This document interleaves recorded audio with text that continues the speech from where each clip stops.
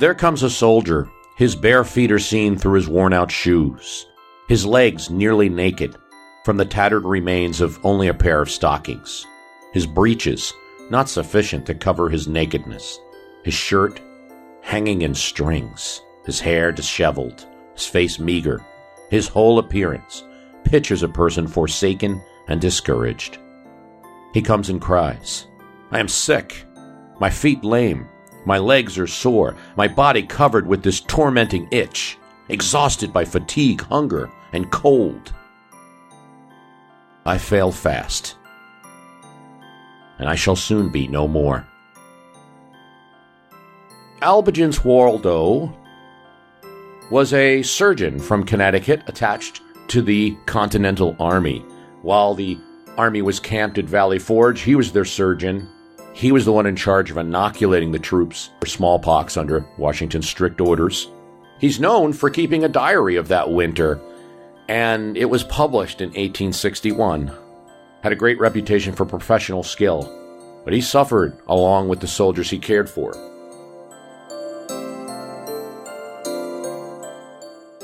December 21st. Preparations are made for huts, provisions scarce. A general cry from the camp this evening among the soldiers, "No meat! No meat!" The distant vales echoed back the melancholy sound. "No meat! No meat!" Imitating the noise of crows and owls also made a part of the confused music. "What have you for your dinners, boys?" "Nothing but fire cake and water, sir." At night, "Gentlemen, the supper is ready. What is your supper, lads?" "Fire cake and water, sir." Very poor beef has been drawn into our camp the greater part of this season. A butcher bringing a quarter of this kind of beef into camp one day, who had white buttons on the knees of his breeches. A soldier cries out, "There, there, Tom, is some more of your fat beef. By my soul, I can see the butcher's breeches buttons through it." December 22nd. Lay excessive cold and uncomfortable last night. My eyes are started out from their orbits, like a rabbit eyes, occasioned by a great cold and smoke. December 23rd. This evening an excellent player on the violin of that soft kind of music which is so finely adapted to stir up the tender passions. While he was playing in the next tent to mine, these kind of soft airs it immediately called up in remembrance. All of the endearing expressions, the tender sentiments, the sympathetic friendship that has given so much satisfaction and sensible pleasure to me from the first time I gained the heart and affections of the tenderest of the fair. 1,000 agreeable little incidents, which have occurred since our happy connection, were now recalled to my mind, and filled me with these tender emotions and agreeable reflections, which cannot be described. I wished to have the music cease, and yet dreaded its ceasing. December 24th. Huts go on slowly. Cold and smoke make us fret. But mankind are always fretting, even if they have more than their proportion of the blessings of life.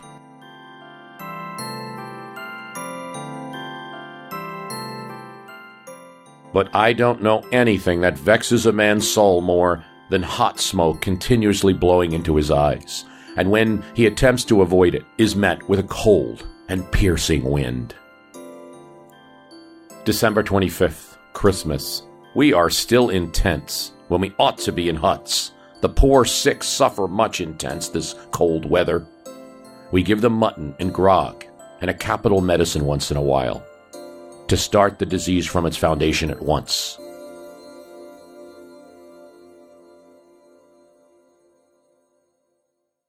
December 28.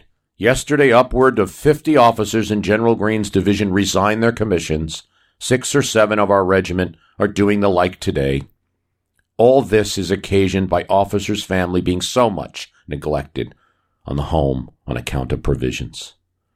When the officer has been fatiguing through wet and cold and returns to his tent, where he finds a letter directed to him from his wife, filled with the most heart-aching tender complaints, acquainting him with the incredible difficulty with which she procures a little bread for herself and children. What man is there who has the least regard for his family, whose soul would not shrink within him, who would not be disheartened from preserving in the best of causes the cause of his country, when such discouragements as these lie in his way?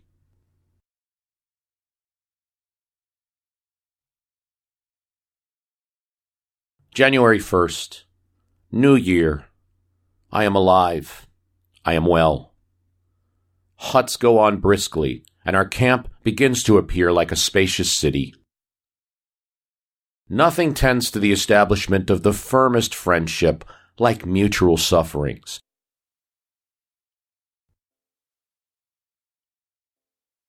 Valley Forge is an iconic moment in American history, so iconic that I think our modern image of it may contain some more myths than not.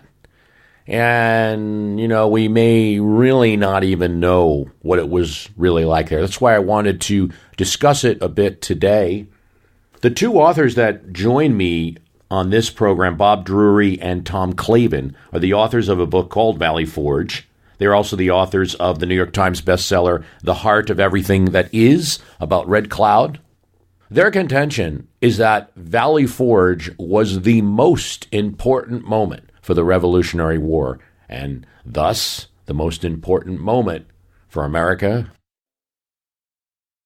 We have this image of Valley Forge and what the hardships were there, and it seems like the two greatest offenders were the enemy army and the weather. And I talked to Bob Drury about that, because the reality may be that neither one was the true problem. Whatever I learned in civics class or 8th grade American history, I seem to recall, a lot of half-naked, freezing soldiers starving to death in the snow, and, George Washington sitting on a big white charger watching them starve to death in the snow. And as we started delving into the story, the myths, both large and small, just jumped out of us. I'll give you a few examples. For one, the snow I mentioned. As it turns out, the winter of 1777-1778 was one of the mildest winters in southeast Pennsylvania. Yes, there were a few hellacious snowstorms and an ice storm to boot, but for the most part, it was warm, and Washington hated that. His previous winter camp in Morristown, New Jersey, and his subsequent winter camp in Morristown, New Jersey, were both far more Arctic. But he hated this cold, warm, cold, warm, cold, warm. He'd get a 4-day snowstorm, and that would be followed by 40 degrees and a rainstorm that would just melt everything. The haphazardly dug latrines would overflow. The horses who had starved to death, and when they couldn't be scavenged for meat, had been buried in frozen ground, so they weren't that deep. Suddenly, they were popping up on the ground. I tell you, I know Tom and I read so many journals, diaries, memos, and one of the overriding themes was how much the place stunk from all the latrine detritus and the dead horses. That was one myth. Another myth was, the Pennsylvania campaign had so ravaged that area that there was no food. That is completely wrong. The summer and fall of 1777 produced one of the highest crop yields of the decade in that area. It's that the people surrounding the farmers and the merchants, many of them Quakers, and there was many a soldier and officer who survived Valley Forge who went to his deathbed cursing what he called those damn Quakers. They preferred to smuggle their cattle, their pigs, their poultry, their wheat, their corn into British-occupied Philadelphia, where they were being paid pounds sterling, sometimes even gold, instead of the pretty much worthless script that the Continental Congress was issuing. I always get, this brings a shock when I speak to crowds. Did you know there were 750 black soldiers at Valley Forge? Both freemen and freed slaves, all, whose New England masters had issued certificates of payment. And these men they said, if you fight for the duration of the war, you're free men. And those are the smaller myths. that we all get wrong about Valley Forge. But the great, great myth is that Washington was not just fighting a one-front war against the British. He was fighting a two-front war, militarily against General Howe and politically against the Continental Congress, primarily a New England faction, who had more or less lost faith in him and wanted to replace him as head of the Continental Army. Between politics and the enemy and the running of an army in a military situation, Washington's got quite a bit on his mind. And as I talked to Tom Clavin about, the conditions at Valley Forge were not something he could immediately and personally address. Washington was not, directly in charge of supplying the troops. That's what a quartermaster was for. That's what an inspector general is for. And there were people in place who were supposed to perform these jobs, and they were doing a terrible job at it. They were falling down on the job. They were ignoring things. They were skimming off the top. Some cases, lining their own pockets by selling supplies that are supposed to go to the army. You could sell it to private interests. There were 12,000 men that came into the Valley Forge encampment, which is not a huge army. I mean, it was a lot. It did, when they finished building the huts and erecting tents, suddenly Valley Forge was the seventh largest city in the United States. So I think that Washington already understood that there were some problems. It wasn't until they got into Valley Forge and the system completely broke down that the magnitude of the predicament they were in became clear, that there would be literally no food, that there would be, they had water because when it started to snow, they could melt some snow, but they would have to make things like fire cakes, which was a little bit of yeast and cooked with ash in the fire. There were sometimes days without any kind of meat. There was no fish. And so I think that Washington and the senior officers were thunderstruck by the depth of the predicament, and but it turned out to be one of several, huge challenges that he had to face.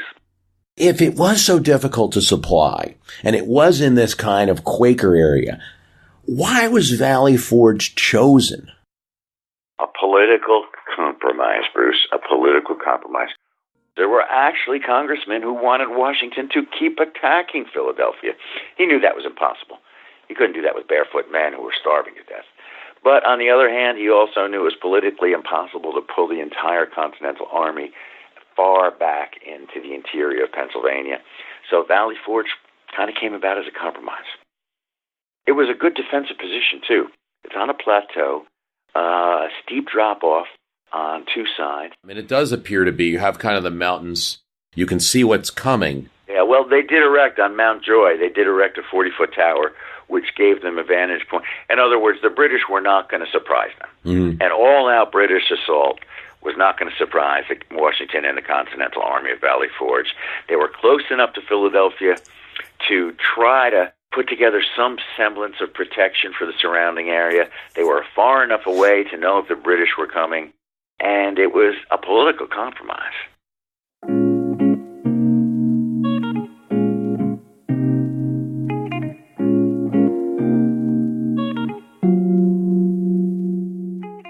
I think one of the key things to understand about Valley Forge that might be misunderstood is that it comes after 3 decisive defeats of the American army led by Washington trying to protect the city of Philadelphia. And those are, first, Anthony Wayne is tripped up by a night assault by bayonet, and his army's devastated in the Paoli massacre. Then an attempt by Washington's army to defend Philadelphia at Brandywine Creek fails, and the army's routed. But Germantown is probably the most disappointing.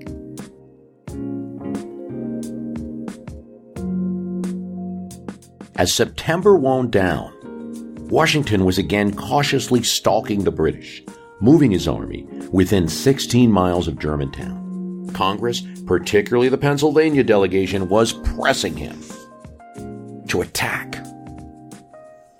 But he was not certain that he had sufficient firepower to stand and fight the bulk of British regulars stationed at Germantown, much less the total British force. Surprising the enemy would be his only recourse. General Howe, the British commander, solved his counterpart's problem, as Washington suspected. By occupying Philadelphia, Howe had created an internal crisis. On the march to the city, his troops had provisioned themselves by living off the countryside, particularly the farmsteads around Valley Forge. Now, however, his quartermasters reported their food and gunpowder supplies dwindling. It was imperative for Howe to break the stronghold the Americans had on the Delaware River and allow his brother's supply ships to pass. Continental regulars manned 2 forts that constituted a strategic choke point on the Delaware. A small outpost at Billingsport, where the Delaware's main channel swung hard against the New Jersey embankment. That outpost could conceivably form a threat to his brother's supply ships. This would be the British general's first target. It was the opportunity for which Washington had been waiting. On September 29th, his scouts reported 2 regiments of departing Germantown and marching south. Washington correctly surmised their intentions. On October 3rd, the entire Continental Army had broken into 4 columns and marched all night in preparation for a daybreak attack. The 2 center columns, led by the Generals Sullivan and Greene, were made up of regulars, now numbering close to 8,000 men. 3,000 militiamen under the command of General Smallwood and Pennsylvania Generals Armstrong were apportioned to either wing. Their objective: to encircle and converge in waves on the British at Germantown, driving them south toward Philadelphia before Cornwallis could lead reinforcements up. It was Washington's bad luck that by sunrise on Saturday, October 4th, the gorges and defiles that had dominated the landscape in and around Germantown were obscured by a strange and unsettling fog so thick that his men could barely make out compatriots advancing a few yards away.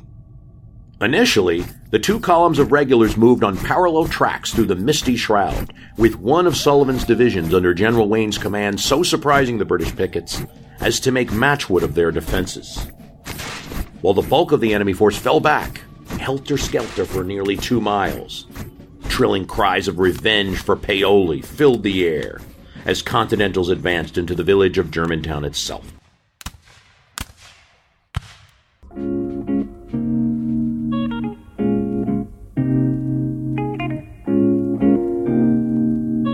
Wayne's officers attempted, without much success, to prevent the furious Pennsylvanian troops from bayoneting wounded redcoats left behind by comrades, fleeing in wild disorder. It appeared for a brief moment that the route would continue to Philadelphia.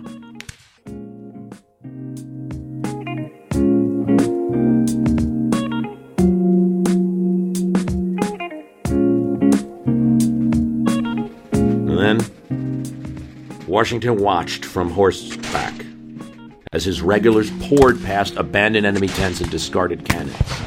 But the militiamen on either flank inexplicably failed to push forward and engage and engulf.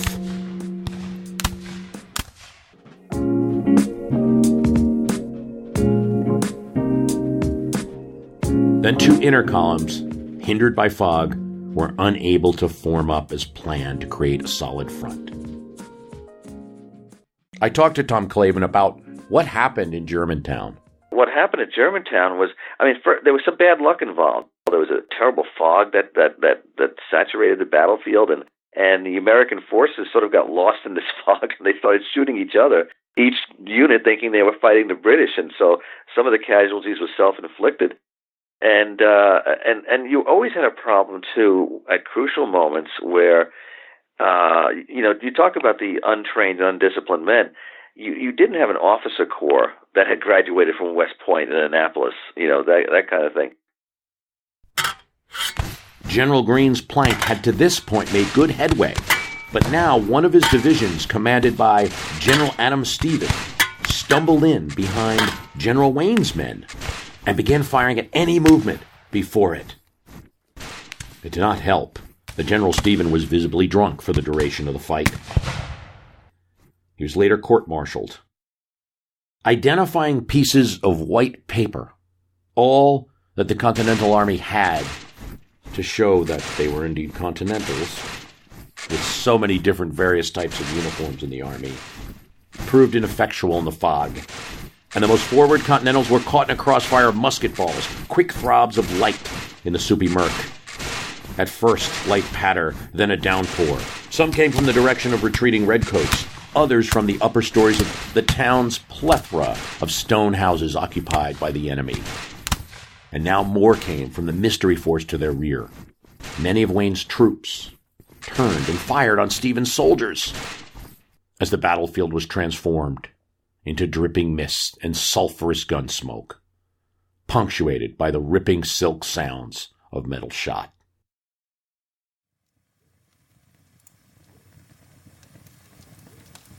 The confusion accelerated when British sappers began to torch Germantown's field of hay and buckwheat. Plumes of black smoke further obscured the terrain until the bewildered American regulars finally collapsed onto themselves.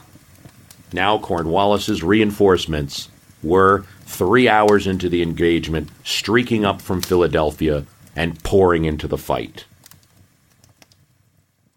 Yeah, the Continental Army managed to snatch defeat from the jaws of victory. In both Brandywine and Germantown, which ultimately were losses for the Continental Army, sections of the Army, units in the Army showed a lot of courage and withstood British charges and the bayonet charges and the much more disciplined and well-fed and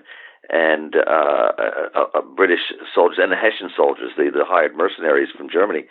And so, at Brandywine, at Germantown, you had officers that were either, making the wrong decisions at the wrong time or had been incompetent from the start. And they were finally found out when placed into a situation where you could either, make a stand or break and run. So, Washington knew that he had some generals who he could count on, who were good generals and who were loyal to him. But once you got past the senior generals, it was kind of risky whether you're going to end up with the right officer at the right moment. Many times it was the wrong officer at the wrong moment, and that could spell defeat.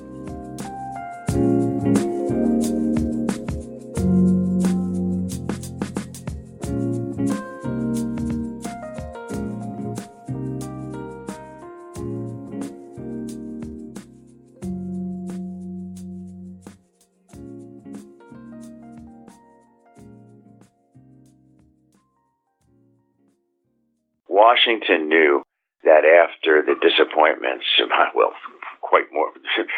disappointment is putting it mildly, after the losses at Brandywine Creek, after the Paoli massacre, after the loss at the Battle of Germantown, he knew as a long-standing military man. I mean, don't forget, he had fought alongside the British against the French in the French and Indian War. He knew that the best way to regroup and refit and retrain his army was to move well into the interior of Pennsylvania.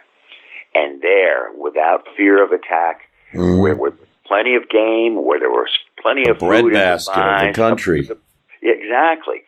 But politics played such a role that the Pennsylvania state legislatures, backed up by members of the Continental Congress, said, no.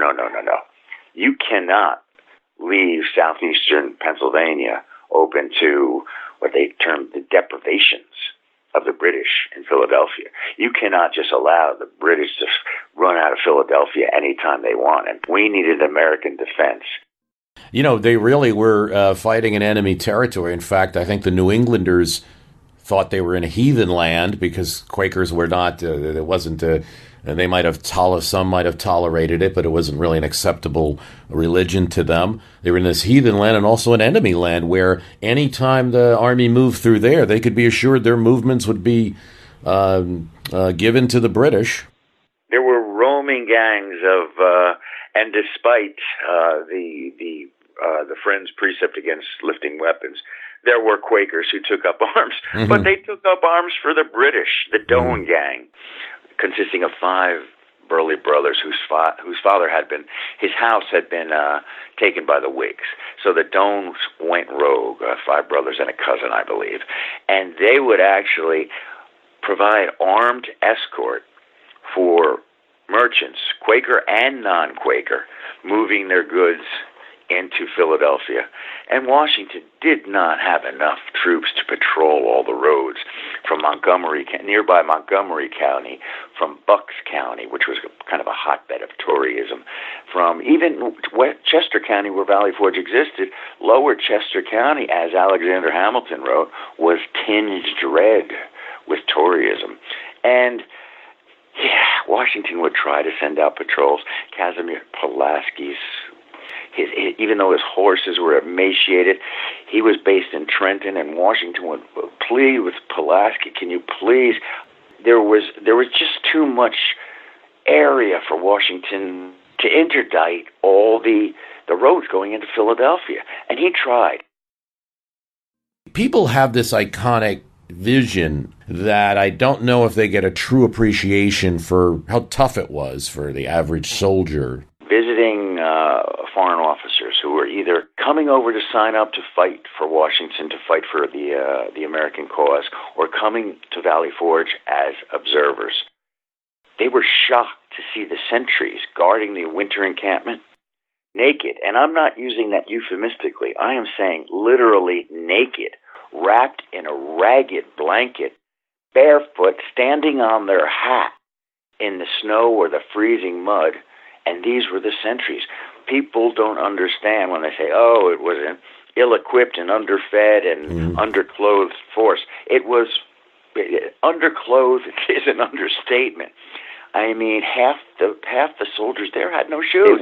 It was a desperate fight for survival on a daily basis from December 19th when they got into the camp and until probably the spring started to take hold, and they also started to get some food supplies. But for the rest of December, for January, for February to take off T.S. Eliot was the cruelest month at Valley Forge. And Washington was not certain that his army would last through February. He knew, everyone pretty much knew, that if the British had deigned to leave the comforts of Philadelphia, which was only 23 miles away, if they were to stage a winter assault on Valley Forge, all was lost.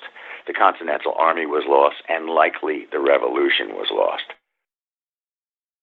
What they were also fighting was disease and the malnutrition, literally starvation, not having any clothing, the exposure to the elements. I mean, if you don't have anything more than maybe a thin blanket to wrap around you to wear every day, it doesn't have to be the coldest winter of the decade to suffer. And obviously resistance is lower, so if there was cholera going through the camp, if there was smallpox, if there was anything else, a lot of these guys were catching it, and we didn't have the kind of medicines, anything near what we have today. So many times, if you got sick, that could be a death sentence. 2,000 men who perished at Valley Forge, probably about 1,000 of them from starvation. The rest a combination of malnutrition, exposure, and starvation. I mean, the three kind of go hand in hand. And in early January, they thought, we're about to run out of food. And Washington actually wrote a letter to Congress saying, unless you ship emergency shipments of food, clothing, arms, medicine, this army is either going to starve, disband, or disperse. Now, this was very unlike Washington, who was always very politic, but he was just laying it on the line for Congress. Albertine Waldo, a Connecticut surgeon, he said, today, a special dispensation, we were served a supper of lamb, cabbage, onions, and potatoes without the lamb, the cabbage, the onions, or the potatoes. I think many people have a social studies textbook view of Valley Forge. I mean, there is immediate name recognition. Yes, Valley Forge, okay, Revolutionary War, and there was probably in their textbook an illustration of several, barely clothed men freezing in the snow, and George Washington on his horse looking down at men freezing in the snow. And sometimes beyond that, people don't really know what Valley Forge was about. Was it a battle? Was it the Battle of Valley Forge? And so they don't really know how difficult it was. One of the things I notice is you always think of cattle, as something in that's the Wild West, where Texas, people are thieving Texas, cattle the and Longhorns, things. yeah, right. At this time, cattle's all over New England. It's extremely important to have meat. And I noticed that there's stealing of cattle, maybe by the Doane Gang or by the British, intercepting cattle from New England. That's causing all sorts of problems. The British well realized that New England Washington could try to wring Pennsylvania dry of any supplies he might need. But the key to keeping his army alive for this winter were New England supplies. And so they would drive cattle herds. You're right. We do think, cattle herds, Longhorns, that's Texas, that's Lonesome Dove. But cattle herds were constantly being driven down from New England via several surreptitious routes.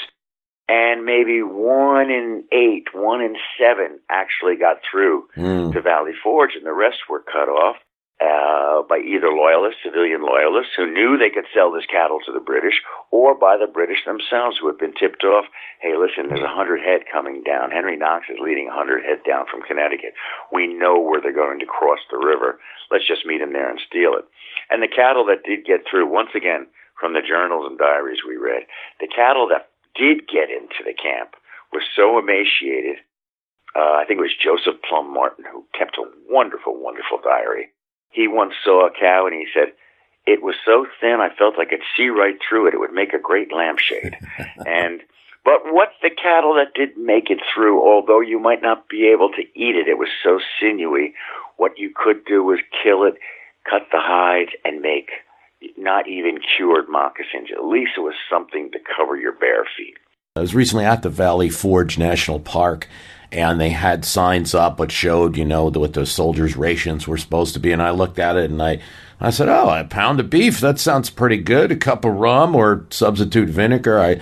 I certainly wouldn't have been substituting that vinegar in that situation. But a pound of beef sounds pretty good to me. But it's likely that they didn't get much more than the flour. I mean, there always seemed to be flour available, at least. And corn. Indian corn. Yeah. That seemed to be, but they tried to keep that aside for all the men in the hospitals. They established what Washington called these flying hospitals. You realize that the hospitals further inland in Pennsylvania were basically abattoirs. Sick men and injured men were transported to these, and they just never came back. They just died there because there was no conception of hygiene. They had no idea. Someone would die on a typhus-infected straw bed or covered with a typhoid-infected blanket. And they died, and they buried them, and they put the next sick man right on the bed and cover him with the same blanket. So Washington established these flying hospitals outside of each brigade. Even then, men knew once you go to the hospital, you die.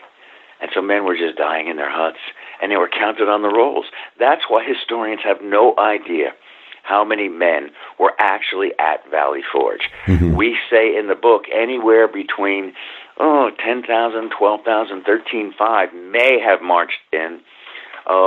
Maybe 8,000 to 12,000 may have marched out. But there were so many dead men on the rolls, nobody has an accurate description. Your book describes, and the book, by the way, is Valley Forge by Bob Drury and Tom Clavin. Highly recommend the book. Give it a read. Your book describes the horror that's going on in the camp, and you contrast that with what's going on in the Continental Congress, and talk about that contrast. For me, I was getting visions of what's happened, many times with veterans much after that in America. So America's beginning already being indifferent towards veterans right from the get-go. And there seems to be this bifurcation of these are the people fighting and these are the civilians, and the twain is not meeting. You're absolutely right, Bruce. I mean, if you substitute active duty Continental soldiers and Minutemen for veterans today, the similarity is overwhelming. Congress, of course, when the British captured Philadelphia right before Christmas, the Continental Congress fled. Now, most of the delegates returned to their home district, But anywhere at any given time in the Western Pennsylvania city, well, at the time, Western Pennsylvania, today it's Eastern Pennsylvania, but at the time, at the Western Pennsylvania city of York, anywhere between 18, 23, 24 congressmen convened. And between the Continental Congress and the state legislature and governor of Pennsylvania, they had no idea. There was such a disconnect between what this army needed and what they thought it needed. I mean, at one point, Thomas Wharton, who was the governor of the state of Pennsylvania, he petitioned Washington to let some of his soldiers go so they could plant winter corn. And Washington got this message, and he was like, "Are you nuts? Are you nuts? These men can barely walk, and I can't spare them to go plant winter corn. When are you people going to fix the supply lines?" And the feds, much like today, Bruce, the feds would blame the state would blame the locals would blame the feds, and what it all came down to was grandstanding, and particularly, as I mentioned, by the New England faction led by John Adams, who, well, it's not our fault. It can't be. We are the Athenians. We're modern day Athenians debating democracy here. It must be the fault of George Washington. He's a lousy commander. And then, of course, when Horatio Gates defeats the British gentleman Johnny Burgoyne at Saratoga and captures some 5,000 redcoats, that only further emphasized the disjointedness between Washington and the politicians. They're like, oh, look at Gates. If he can do it, why can't Washington do it? We haven't been sending Gates all kinds of supplies. He managed to find supplies on his own. They just had no clue, much like today, of the differences between what's going on the maps back in their boardroom, so to speak, and the reality of boots on the ground. Yeah, and they didn't understand that while Gates was operating in friendly territory, people coming right from their friendly New England farms and going over to Saratoga and fighting the battle of defense, and George Washington's operating in Quaker-held territory, as you say. Many of the soldiers were bitter about that. Not really supportive. In fact, not allowed by the general meeting. The Friends weren't even allowed to assist or act as teamsters. That's what most embittered Washington's soldiery. The fact that they felt that they were fighting for the freedom. They kind of lumped, of course, when William Penn established Pennsylvania, the freedom of religious charter that he established attracted all kinds of different sects, Mennonites and Dunkers, but these men from different states, from New England, from the South, they just lumped them under the rubric Quakers. And here we are, my brothers are dying, starving, naked, fighting for your freedom. And even in some cases, some of the forward-thinking officers said, okay, we understand. If it's your religious precept not to lift a weapon to fight, even though we're dying for you, the least you could do is stop smuggling your food into Philadelphia. The least you could do is perhaps tip us off every once in a while to a British patrol. But that never happened. The Quakers were really bedeviled Washington because, it's one thing if you say, my religion forbids me to participate, to kill somebody else and be in an armed conflict. But when you are not providing some basic things, can you provide some food? Can you provide some shelter? Can you not tell the British where we are? And, it was kind of hostile territory because you had in some of the Pennsylvanian farmers who were around there, and to be fair to them, they farmed and they worked hard and they harvested their crops and stored things for the winter because they had families to feed. It's almost a miracle that we came out of this. It's almost a miracle that we're not Canada right now, Bruce. Even in the best of times, throwing together a mix of southern sharecroppers, cosmopolitan seaport dwellers from the Middle States, and flinty New Englanders would have resulted in a complex disharmony. As living conditions in Valley Forge deteriorated, these animosities began to take out a distinctly regional tenor. The first 400 huts erected, for instance, were located just past the defensive redoubt facing Philadelphia, at the camp's southeast corner. They housed troops from Virginia, Massachusetts, New Hampshire, New York, and Pennsylvania. The Virginians, naive about the rigors of northern winters, complained that their New England counterparts had purposely failed to show them how to construct these outer line cabins for maximum warmth. Similarly, urban units invariably contained more artisans than their rural counterparts, and the skilled carpenters scoffed that the frontiersmen's quarters were barely a step above lean-tos. As the revolutionary historian John Millsap observed, the New Englanders resented the Southerners, and the Southerners resented the New Yorkers. You know, you'd think that by the time the war was into its 6th or 7th year, everybody's one big happy army, but that wasn't necessarily, the case. John Lawrence, when he finally got a battlefield command, he went to South Carolina because he wanted to drive the British out of South Carolina. He wasn't going to be posted to New Jersey or New York or Massachusetts. So I think that there was the idealism of Washington. Yes, we're one unified army opposing a single entity that we want to defeat. But within that army, there were regional, factions. Washington told the soldiers that there's no states in this army where we all need to get together, everyone. But what extent was that successful, or did people kind of tend to stay to their states? And yeah, they tended to stay to their states. I mean, Washington was a very practical man, but there was aspects of him that was an idealist, and he really did want to see if he was not fighting to free Virginia from British rule. He was fighting for the states, the collective states that would form this new country, to free themselves from British rule. And he firmly believed that the more that we fight for each other, as one soldier, so to speak, representing these United States, the better chance we have of success. Now, he was correct, but applying that and on a practical basis was very, very hard to do. And I think that was the case for him throughout the war. You did have regional separation to some extent. You had troops. Some troops were coming from the Carolinas, and they were slaveholding states. That's not the truth of the abolitionist bent soldiers who were coming from the New England states.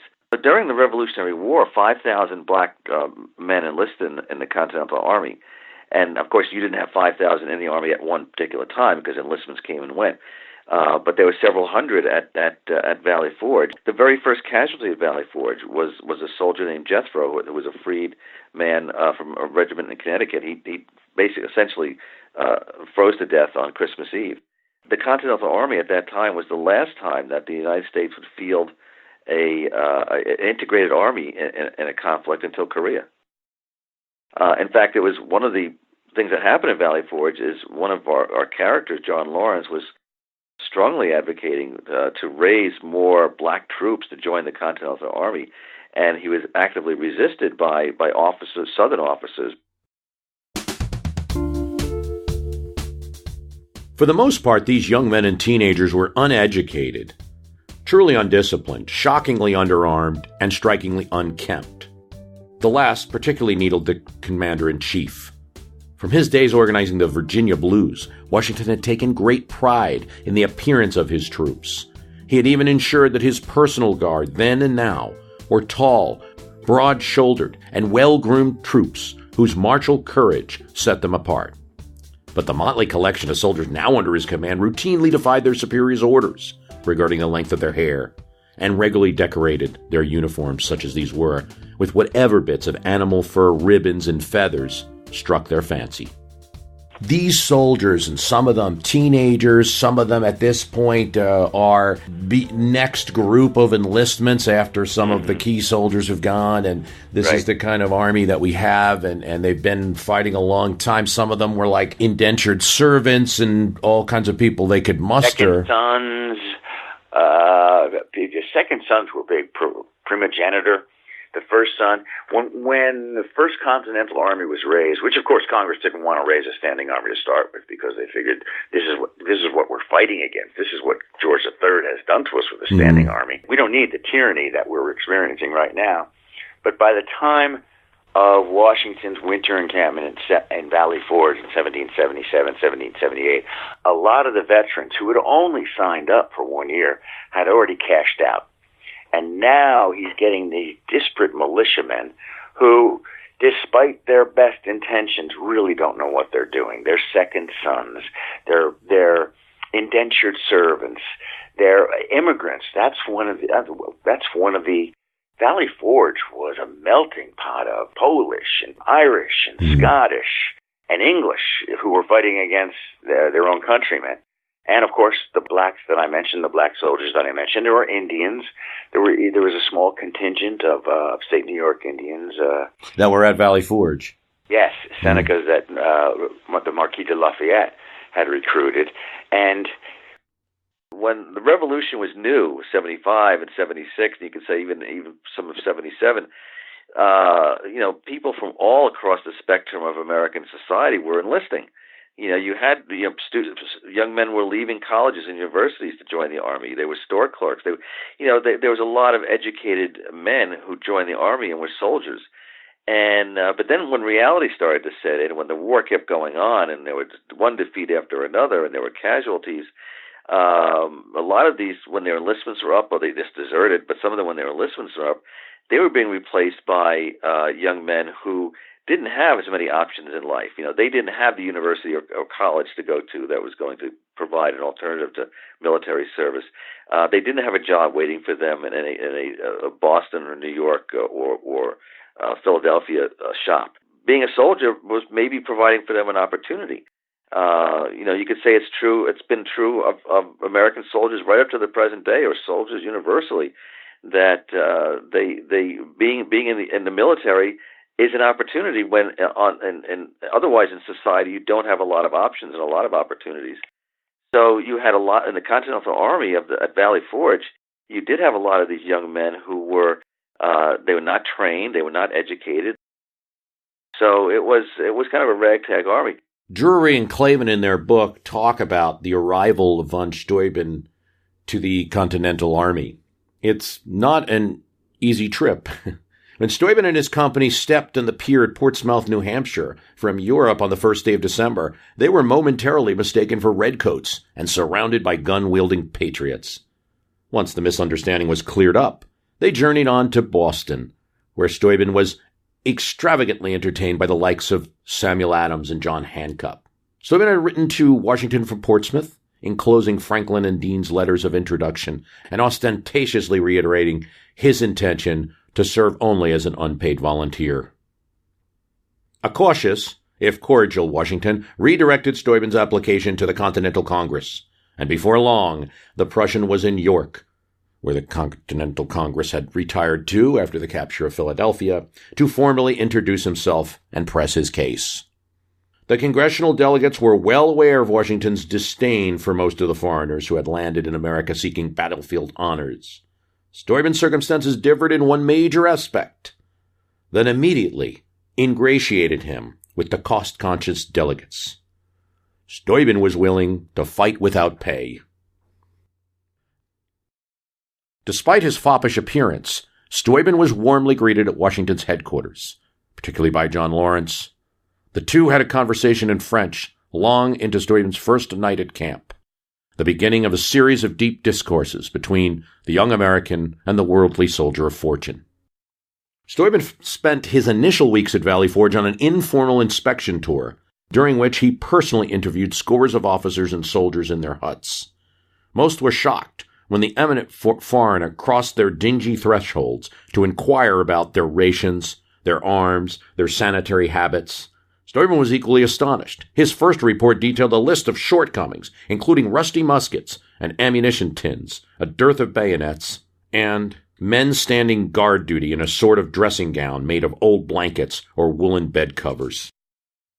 Unlike the imperious Conway, or for that matter, unlike most American officers who felt it beneath their station as gentlemen to personally lead drills, Steuben was not afraid to literally get down on his hands and knees in the mud and muck.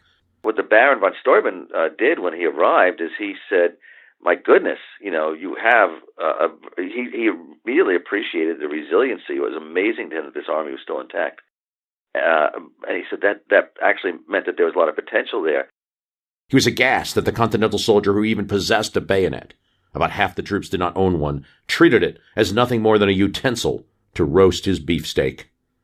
The bayonet had evolved into a powerful tool in European armies, and it was not unusual to see the portly baron doff his blue regimental coat, hand his silver-tipped swagger stick to an aide, and demonstrate over and over again the correct manner of wielding and thrusting the weapon.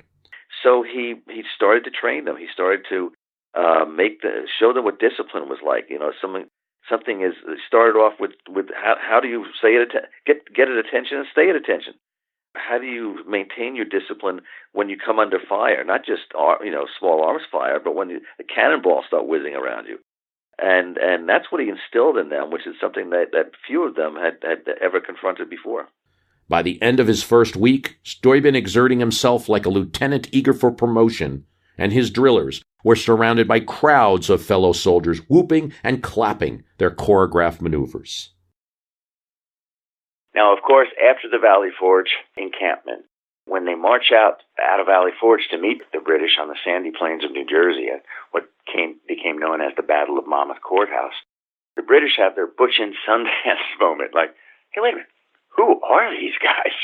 This the same scruffy, bobtailed army that we kind of brushed off our shoulders like lint back at Brandywine Creek and back at Paoli and back at the Battle of Germantown? This is a professional, well-oiled machine. Yeah, I think so, and that Monmouth Courthouse battle very nearly could have been an early Yorktown. I think your book correctly does this. If one were making a movie of Valley Forge, you'd certainly want to end with Monmouth. Well, you would, for a couple of reasons. Not only that it was a case of what doesn't kill you make you stronger. They not only survived, but when they came out of there and took on the British after the encampment, it was a turning point of the war, the Battle of Monmouth Courthouse, which that previous fall, that same battle, they would have lost it. Sir Henry Clinton pulled a Washington. When Washington had, in some previous battle, he realized, we got to get out of here because we don't have it in us to withstand the British a second day. So they would do a very, maybe do a feint here or leave some campfires lit and sneak off in the middle of the night to fight another day. And Sir Henry Clinton and the British forces realized, we got to do the same thing here. We did not recognize these guys. Who were these guys that fought us to a standstill, that didn't cut and run when the cannonballs started flying, when we started charging with the bayonets? And it was the longest battle of the war. It was on an intensely hot day. And for the very first time, I think maybe you can make the exception of Burgoyne up at Saratoga, but as far as an opponent of Washington's, that a British general said, I don't think we can beat these guys, and I think if my army's going to survive, it's got to get out of here during the cover of darkness to fight another day. Thinking about the men, where do they go from Valley Forge? These men that do survive, and even like throughout the rest of the war, and even after that, these men that were camped with Washington, did they have like a good opinion of him through their lives, and then B, would they be more like in the Jeffersonian side of things, the Federalist side of things? And what part did they play like in the debates and in the America that happened after the war? Well, there's a stratification, of course, as there is in any military. To answer your first question first, Washington was a deity to them, to the average enlisted man. And even to the officers, the junior officers, the captains, the majors, the lieutenants, even to his homegrown generals like Nathaniel Greene from Rhode Island and Anthony Wayne, Mad Anthony Wayne, who was from Chester County, these men adored Washington and realized that it was only his physical presence and his steely resolve. It was an act of will on Washington's part that kept this army together. Characters who inhabit the pages of Valley Forge, and as much the Joseph Plum Martins who went off, he was a private who kept a wonderful diary, and the Albigence Waldo, the surgeon I mentioned. I'm talking about the people who rose to become statesmen. We contend that their shared core values were were the most productive generation of statesmen in the history of the United States. And we say this. Thomas Paine, I guess at different points was with them in Valley Forge. Yes. What do you think, like, say the bulk of the soldiers, are they with him, or are they thinking, oh, Paine, that radical, Oh, no. They're with him. These are the times that try men's soul, the summer soldiers. That's Paine. Washington, had Paine's, his tracts, his pamphlets. He had them copied and passed out to company commanders to be read about around campfires at night. And Paine's words buoyed these farm boys, these miners, these shoemakers, these second sons, these fishermen, all these people who had signed up and were ready to give their all for American independence. It was Thomas Paine and his philosophy that brought them all together, and they revered him.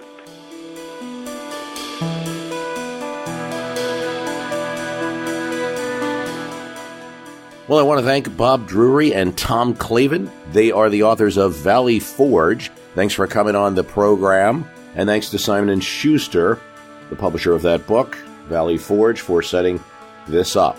Hope you enjoyed it. Reminder about the Premium Podcast at www.myhistorycanbeatupyourpoliticspremium.com. Support the show. Get more content. Thanks for listening.